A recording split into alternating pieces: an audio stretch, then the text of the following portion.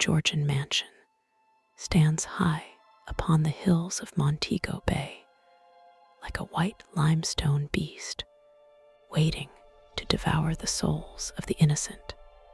It is night time in St. James Parish, and the air is thick with the humidity of the Caribbean Sea, mixed with a chill that has nothing to do with the weather.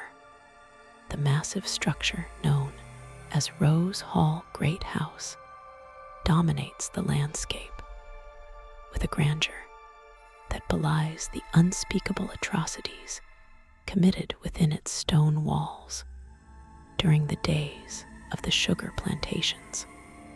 Shadows stretch long across the manicured lawns where slaves once toiled under the burning sun, and the crack of the whip echoed through the valley.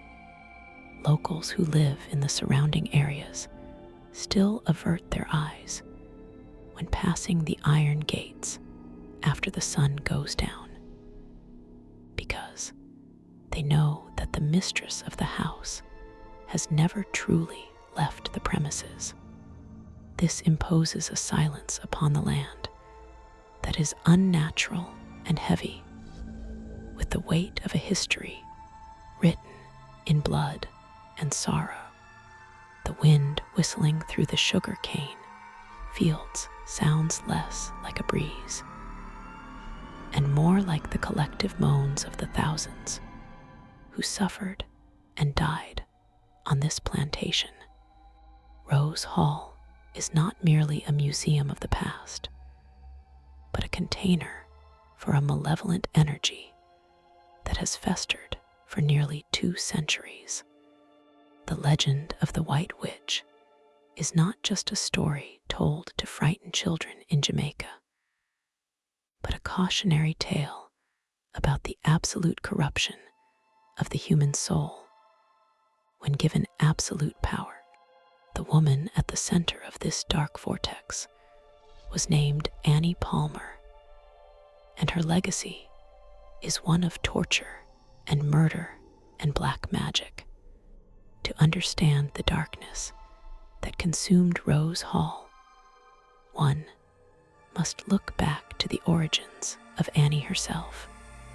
She was born in Haiti to an English mother and an Irish father who had moved to the island to seek their fortunes. Her early life seemed idyllic until yellow fever swept through the country and claimed the lives of both her parents when she was merely 10 years old. The young orphan was left with no family and no protection in a land that was pulsating with the rhythms of the old religion brought over from Africa. Her nanny was a practitioner of voodoo, and she took the child in and raised her not in the ways of European society, but in the dark arts of the occult. Annie proved to be an apt pupil who absorbed the lessons of poisons and spells and rituals with a terrifying enthusiasm.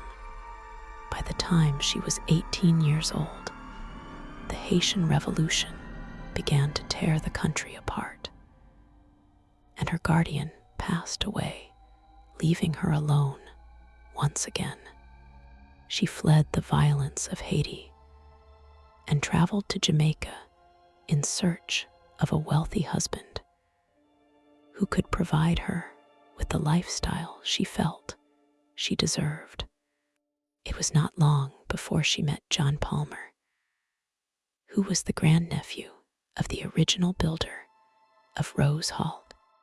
He was a wealthy and powerful man who was captivated by the diminutive woman with the dark hair and the strange intensity in her eyes. They were married in the year 1820, and Annie moved into the great house as the mistress of the plantation. The house itself was a masterpiece of Jamaican Georgian architecture, featuring mahogany floors and silk wallpapers and chandeliers made of crystal. It sat on thousands of acres of prime agricultural land and was worked by over 2,000 enslaved people. To the outside world, it looked like a paradise of wealth and refinement. But inside the walls, a nightmare was beginning to unfold. John Palmer had no idea that he had brought a monster into his home, who viewed human beings as nothing more than tools for her amusement and ingredients for her spells. The transition from a charming wife to a sadistic tyrant happened slowly at first, and then, with terrifying speed, Annie found the isolation of plantation life boring, and she began to look for ways to entertain herself. She would ride her horse across the estate wearing velvet riding habits and carrying a whip that she used on anyone who did not move out of her way fast enough. The slaves on the plantation quickly learned to fear the sound of her horse approaching. They sensed the darkness in her aura and whispered among themselves that the new mistress possessed the evil eye. Her behavior became erratic and violent, and the servants in the house walked on eggshells to avoid her unpredictable rage. Beneath the floorboards of the great house lay the cellar, which Annie converted into her personal dungeon. It was a damp and stone-walled space where the screams of the tortured could not be heard by anyone on the upper floors. She installed shackles and iron rings into the walls and created devices designed to inflict maximum pain.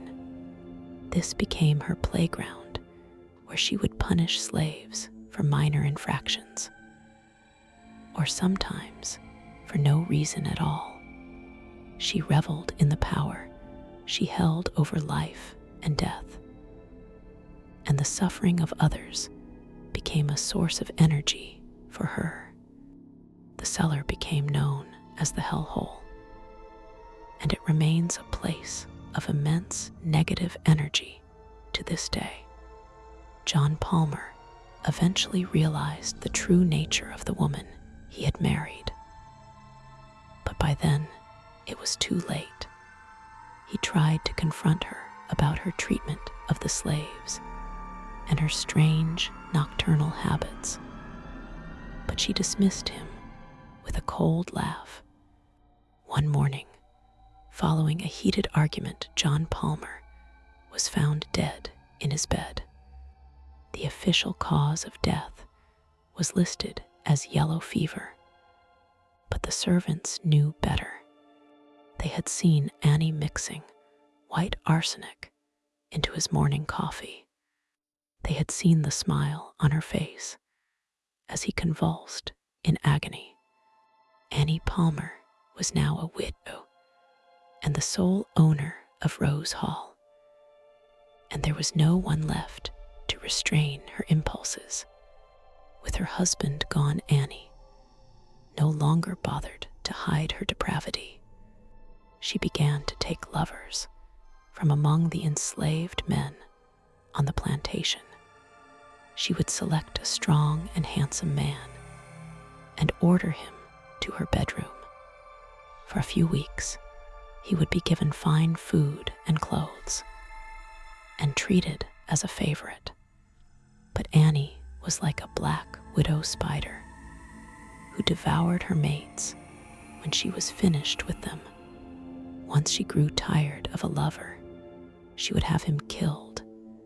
Sometimes she would do the deed herself with a knife or poison, and other times she would order her guards to execute him. Their bodies were disposed of in the cellar, or buried in shallow graves in the palm groves. Society in Jamaica eventually pressured Annie to remarry, and she chose a man named Charles Wilson as her second husband. He was a cruel man in his own right, and he thought he could tame the wild widow of Rose Hall. He was mistaken. Their marriage was a battleground of wills and violent arguments. Annie would not submit to any man, and she certainly would not tolerate being told what to do. Not long after their wedding, Charles Wilson began to suffer from terrifying hallucinations and severe stomach pains. He wasted away rapidly, while Annie watched him die with a look of bored indifference. He became the second husband to fall victim to her knowledge of toxicology. Her third husband was a man named Thomas Patterson. He was terrified of her from the beginning, but was lured by the immense wealth of the Palmer estate. His time at Rose Hall was short and filled with dread. One evening, during a dinner party, he made the mistake of insulting Annie in front of their guests. Later that night, a piercing scream echoed through the great house. Thomas Patterson was found at the bottom of the grand staircase with a broken neck. Annie claimed he had stumbled in the dark, but everyone knew he had been pushed. She stood at the top of the stairs, looking down at his twisted body like a queen surveying a fallen pawn. The legend of the White Witch began to spread far beyond the boundaries of the plantation.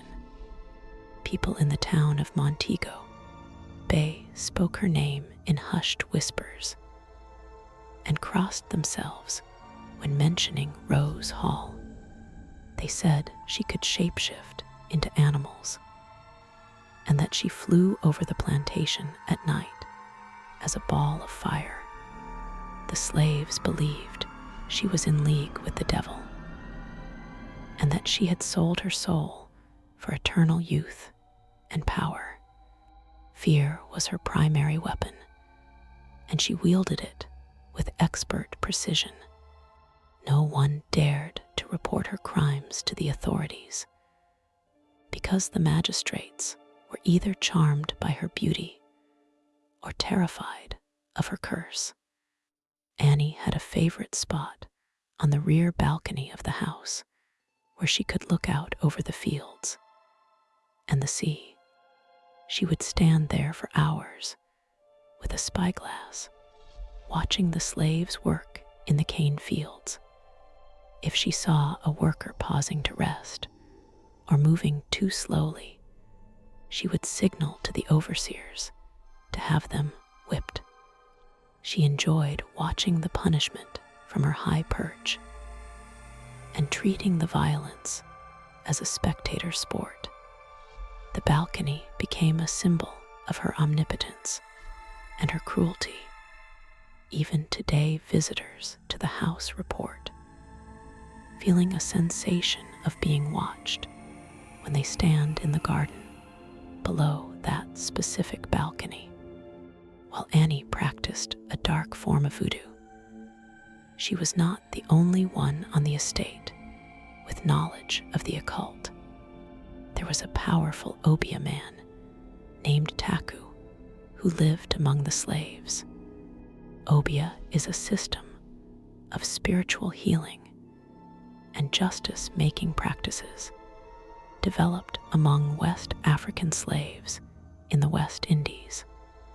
Takoo was a man of immense respect and fear among the slave population. For years, he and Annie maintained a tense truce. They recognized the power in each other and kept their distance. Annie knew that Takoo was the only person on the plantation who could potentially challenge her magical supremacy. The contrast between the physical beauty of Annie Palmer and the moral rot inside her was stark. Portraits from the time depict a woman with porcelain skin and elegant features and piercing eyes. She dressed in the finest fashions from London and Paris and presented herself as a cultured English gentlewoman. Yet beneath the silk and lace was a heart as black as coal. This duality made her even more dangerous because strangers would be disarmed by her charm before falling into her trap.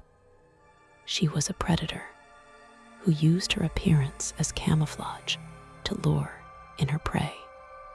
The end of her reign of terror began with her obsession for a young English bookkeeper named Robert Rutherford. He had come to the plantation to learn the sugar trade, and Annie immediately set her sights on him.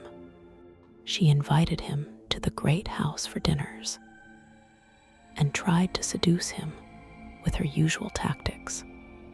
However, Robert Rutherford was not interested in the mistress of the house.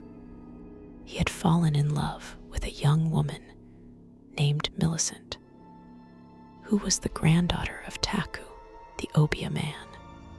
This rejection infuriated Annie and sparked a jealous rage that would consume them all.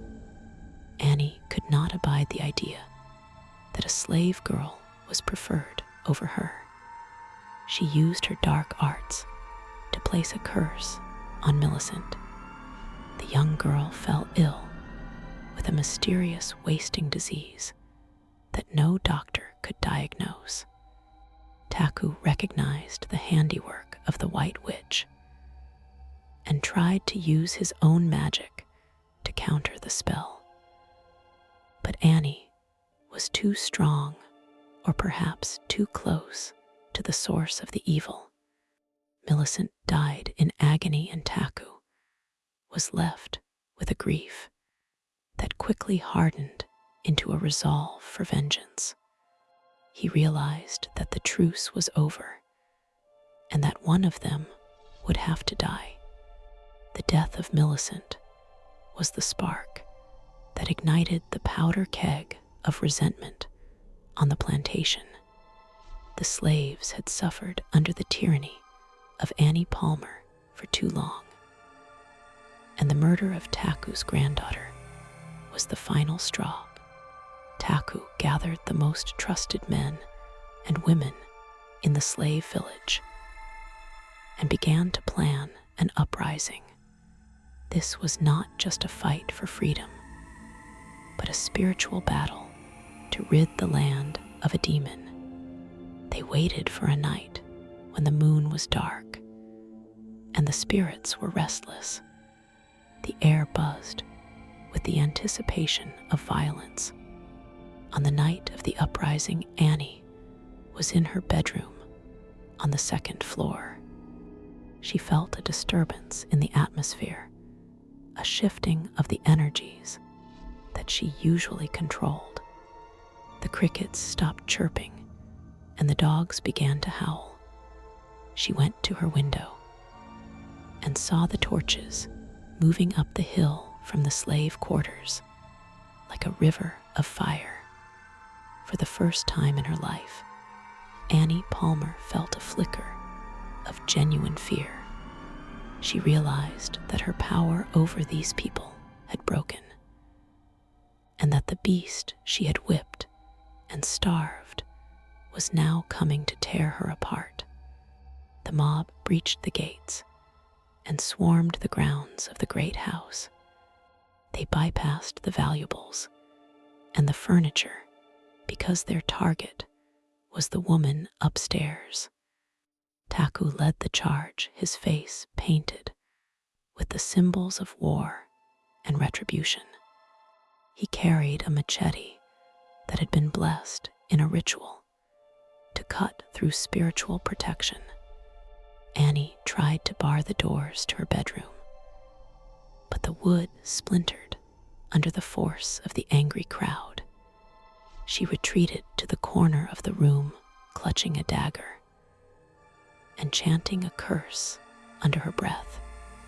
Takoo burst into the room, and the two sorcerers faced each other.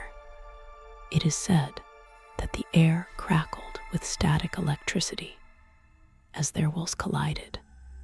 Annie threw powders and recited incantations, but Takoo was fueled by the righteous anger of a grandfather and a leader. He deflected her magic and closed the distance between them. The struggle was brutal and short. The physical strength of the old man overpowered the slight frame of the White Witch. He disarmed her and threw her onto the bed where she had murdered so many others. The accounts of exactly how she died vary, but the most common legend says that Takoo strangled her with his bare hands while looking deep into her eyes. He wanted her to know exactly who was sending her to hell.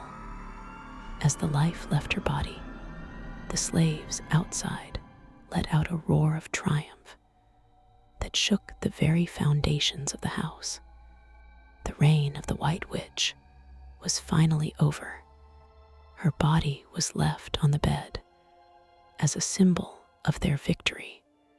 The fear that had gripped the plantation for decades began to dissipate like mist in the morning sun. In the aftermath of the killing, the slaves rampaged through the house, destroying portraits and smashing mirrors. But they did not burn the structure down. They believed that burning the house would release her spirit to wander the land freely. They wanted her trapped. The fear of her magic was so deep that even in death, they did not trust that she was truly gone. They believed that her spirit was anchored to the stone and mortar of Rose Hall, and that the house itself must become her prison. The next day, the remaining overseers found her body. The funeral was a hurried and quiet affair. No priest would agree to perform the last rites for a woman who was known to traffic with demons. Her body was taken to a tomb located on the grounds of the estate. It was a concrete structure meant to seal her in for eternity. The slaves insisted on performing a ritual to bind her spirit to the grave. This involved placing crosses and conducting chants to create a spiritual barrier. However, the ritual was never completed properly. According to local lore, the slaves performing the rite were interrupted, or they fled in terror before the final seal could be placed. The tomb has a rectangular base and 3 sides, but the 4th side was left unfinished. This small gap in the spiritual containment is said to be the reason why her ghost is able to roam the property. The unfinished tomb still stands today as a chilling reminder of the hasty burial and the lingering fear of the woman inside. Following her death, the Rose Hall Great House fell into immediate decline. No one wanted to live there. The furniture rotted and the roof collapsed, and the jungle began to reclaim the land. For over a century, it stood as a hollow shell on the hill. It became a place of superstition and dread. Locals would cross the street to avoid walking near the perimeter wall.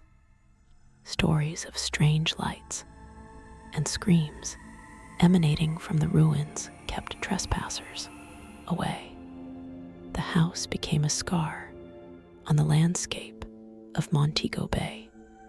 It was not until the 1960s that an American couple named John and Michelle Rowlands bought the property and decided to restore it to its former glory. The restoration was a massive undertaking that involved clearing the debris and rebuilding the interior with historical accuracy. During the construction, workers reported endless strange occurrences. Tools would vanish and reappear in impossible places. Scaffolding would collapse without reason. Many workers refused to stay on the site after dark, claiming they felt cold hands touching them or heard a woman whispering in their ears. The legend of Annie Palmer was further immortalized in song by country legend Johnny Cash, who wrote the ballad of Annie Palmer.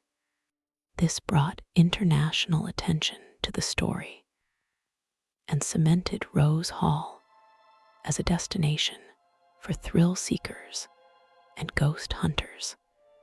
The house opened to the public as a museum, but it is unlike any other historic home.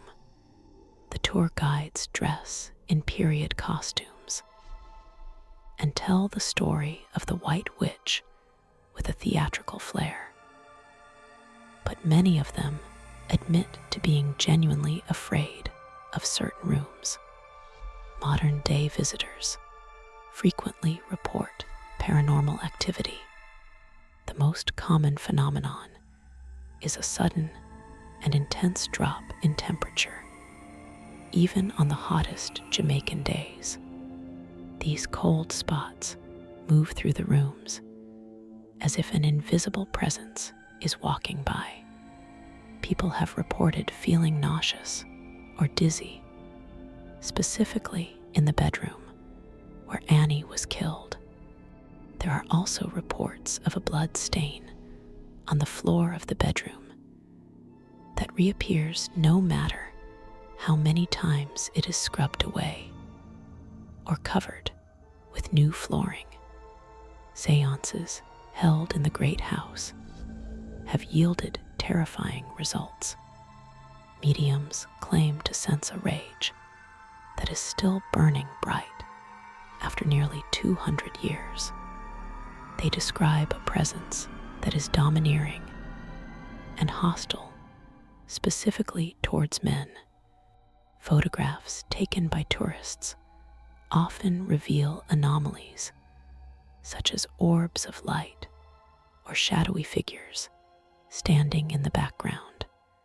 Some visitors have captured images of a face reflecting in the mirrors, appearing to be a woman with a stern expression and dark hair. One of the most persistent apparitions is that of a woman in a green or red velvet riding habit walking down the grand staircase.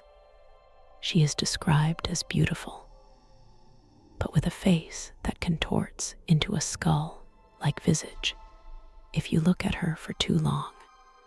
She does not acknowledge the living, but seems to be reliving the moments of her life, pacing the floors and checking the windows.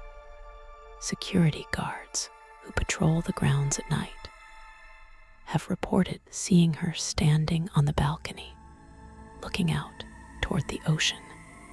The cellar, or the hellhole, remains the most oppressive area of the house. Many people find it difficult to breathe down there. Audio recordings taken in the cellar have captured electronic voice phenomena, or EVPs, that sound like chains rattling and distant screaming. It is believed that the spirits of the tortured slaves also linger here, trapped by the trauma of their deaths. Annie is said to still torment them in the afterlife, acting as their eternal jailer. Why does she stay? Paranormal experts suggest that Annie Palmer is an earthbound spirit who is tethered to the physical plane by her own evil deeds and the unfinished nature of her burial.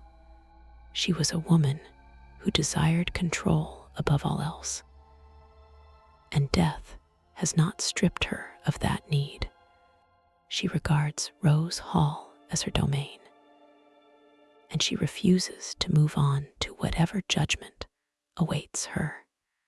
Her will was strong enough to bend others to her command in life, and it seems strong enough to defy the natural order of death. Rose Hall Great House stands today fully restored and beautiful under the Caribbean sun. It hosts weddings and tour and golf tournaments, but when the sun dips below the horizon and the shadows lengthen, the true nature of the place reveals itself. It is a monument to a monster. It is a stone coffin that holds a restless and malevolent energy. The paint and the polish cannot hide the blood that soaked into the foundations. If you ever find yourself in Montego Bay and you decide to visit the home of the White Witch, be respectful. Do not mock the legends, and do not wander off alone. When you leave, do not look back at the house. Annie Palmer is always watching, and she does not like it when her guests leave without paying a price. The curse of the White Witch is not just a story in a book. It is a living, breathing darkness that waits for the lights to go out.